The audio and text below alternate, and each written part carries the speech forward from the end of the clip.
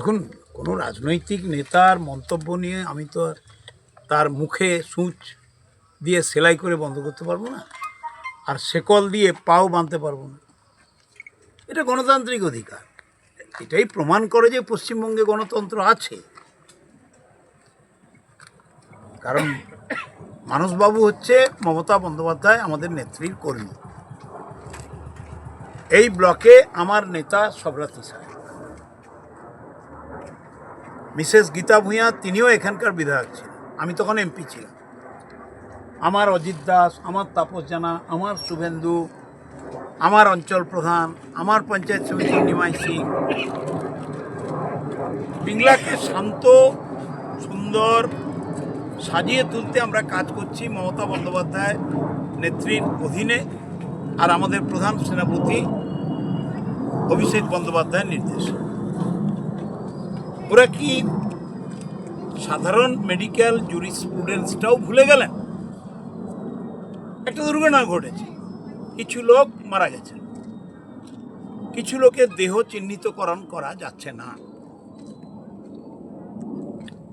প্রশাসন, বিজ্ঞান, medical, police, forensic medicine, এগুলোর মত হলো যতক্ষণ পর্যন্ত না চিহ্নিতকরণ হয় ততক্ষণ নাম ডিক্লেয়ার করা যাবে না।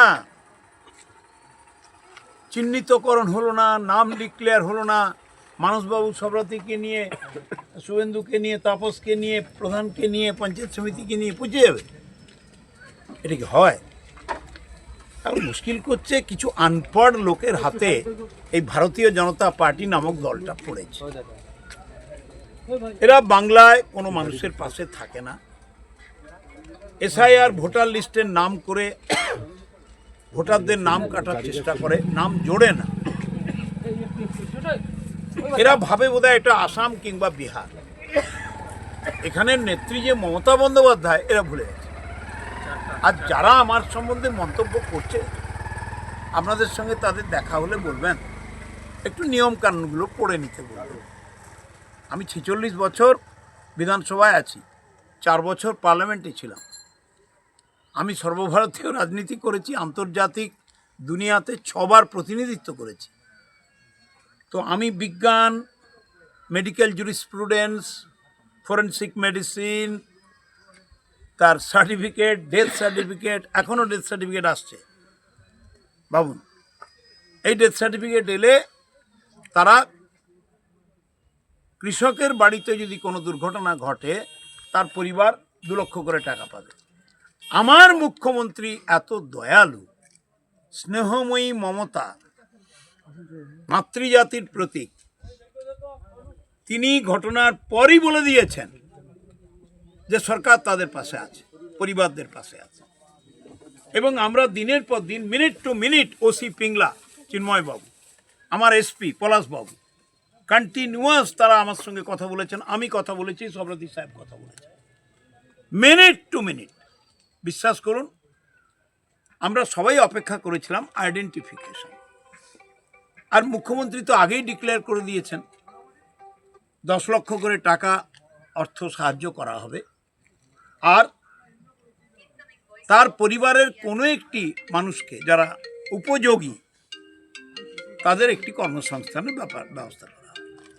তো ভারতীয় জনতা পার্টির যে নেতাগুলি এসছিলেন, কর্মীরা এসছিলেন, তারা কিছু করেছেন নাকি? চাকরি দিয়েছেন? ওদের প্রধানমন্ত্রী নরেন্দ্র মোদী বলেছিলেন 14 সালে 2 বছর, প্রতি বছর 2 কোটি করে চাকরি দেবে। 2টো চাকরি দিয়েছে। ওদের প্রধানমন্ত্রী নরেন্দ্র মোদী, ওদের নেতারা বলেছিল কালো টাকা বের করবেন, প্রত্যেকটি ভারতীয় নাগরিকের ব্যাংকের অ্যাকাউন্টে 15 লাখ টাকা দেবেন। 15 পয়সা দিয়েছেন? ওদের দলের নেতৃত্ব বলেছিল বাংলাকে সাজিয়ে দেব। এখন বাংলায় রক্তক্ষরণ হচ্ছে ভোটার লিস্ট ঠিক করার নামে। অলরেডি 70-80 মৃত্যুর সংখ্যা পেরিয়ে বোধহয় 100-র কাছাকাছি যাচ্ছে। তার মধ্যে বিএলও আছে, বয়স্ক ভোটাররা আছেন। আজ মুখ্যমন্ত্রী ভারতবর্ষের ইতিহাসে নজির তৈরি করলেন মমতা বন্দ্যোপাধ্যায়। কালো গাউন পরে যেটাকে বলে শ্যামলা, উকিল মুখ্যমন্ত্রী, ভারতবর্ষের বুকে স্বাধীনতার ৭৮ বছর পেরিয়ে ৭৯ বছরে পদার্পণ করা ভারত, স্বাধীন ভারত, সেখানে সুপ্রিম কোর্টের দরজায় তিনি ঢুকেছেন এবং আর্গুমেন্ট করলেন প্রায় 15 মিনিট। আরো আর্গুমেন্ট হল এই যে মুখ্যমন্ত্রী মমতা বন্দ্যোপাধ্যায় তার নামে বদনাম করছে। আজকে 22,000 কিলোমিটার রাস্তা দিয়েছেন মুখ্যমন্ত্রী, দিল্লি 1 পয়সাও দেয়নি, বিজেপি 1 পয়সা দেয়নি গ্রামে। এবছর 20,000 কিলোমিটার, 20,000 কিলোমিটার 1 পয়সা দেয়নি, যেখানে 60% টাকা দিল্লির দেওয়ার কথা দেয়নি। গত 24 আগস্ট মাস থেকে আজকে 26 ফেব্রুয়ারি 4 তারিখ পানীয় জলের টাকা বন্ধ করে দিয়েছে। বিশ্বাস করুন, এই মাথায় আছে। আপনি অপারেটরদের কাছে খোঁজ নিন, তাদের 6 মাস 7 মাসের বেতন বাকি, খেতে পারছে না ছেলেমেয়ে। আজকে সেই পরিস্থিতি। আপনারা দেখুন, শিক্ষার টাকা বন্ধ করে দিয়েছে, ক্লাসরুম এক্সটেনশন হচ্ছে না, মিড ডে মিলের টাকা কমিয়ে দিয়েছে।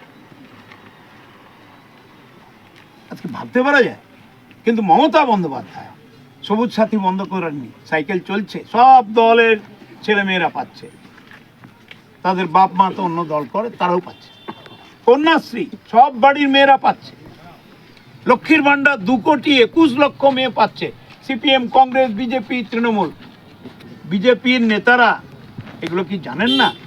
যারা এসছিল এখানে ফড়ফড় করে মুখ্যমন্ত্রীর বিরুদ্ধে, আমার বিরুদ্ধে কথা বলতে, সাংবাদিক বন্ধুদের বলি তাদের জিজ্ঞেস করবেন তো, বাড়িতে রেশনের চালটা খাচ্ছে সেটাও তো মমতা বন্দ্যোপাধ্যায় দিচ্ছেন, নরেন্দ্র মোদী বা বিজেপির প্রেসিডেন্ট তো পাঠাচ্ছেন না। তো এরা বলে, এরা বলছে, আগামী দিনেও বলবে, কিন্তু কিন্তু বাংলার মানুষ এদের গ্রহণ করবে। যেটুকু এখন সোশ্যাল মিডিয়া খুললে আপনি আপনার সেই ডিজে বিতর্ক নিয়ে গত কয়েকদিন আগে দিলীপ ঘোষ বলছেন যে মানসবাবুর যুবক সাজার শখ হয়েছে, কি বলবেন? দেখুন, আমি তো 82 সালের এমএলএ, এখনো এমএলএগিরি করছি। দিলীপবাবু খুব চটকদারি কথাবার্তা বলেন, শুনতে ভালো লাগে, কিন্তু তিনি তার দলের কাছে গ্রহণীয় তো, এই যে আমি আর কিছু বলতে চাই না। দিলীপবাবু সুন্দর কথা বলেন, শুনতে ভালোও লাগে, কিন্তু তার কথা তার দল শোনে তো।